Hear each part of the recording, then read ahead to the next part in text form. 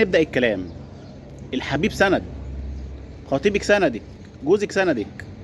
لما شخص تبقى انت الراجل بتاعها وسندها وكل كيانها، وفي الاخر تغزلها. لا، ومش تغزلها وبس، ده انت تبيعها للناس في الشارع، زي موضوع سارة ومواضيع كتير قوي.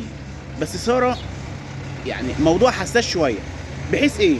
اللي انت اساسا ماشي معاها، يبقى انت يعتبر سندها، يبقى انت تشيلها فوق دماغك، يبقى هي دفعت عنك وانت في الاخر بعتها وجريت. صح الكلام ولا لا؟ الراجل يا جماعه احنا قلنا 50 مره، الراجل لازم يبقى سند للشخص اللي معاه. حبيبك سندك، خطيبك سندك. هي ب100 راجل، انت فين رجولتك؟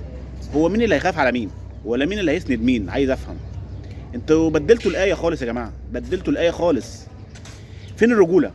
فين الشهوه؟ فين الانسانيه؟ فين الاحساس؟ ده لو واحد شافها في الشارع ممكن يدافع عنها. انت فين بقى؟ قول لي انت فين؟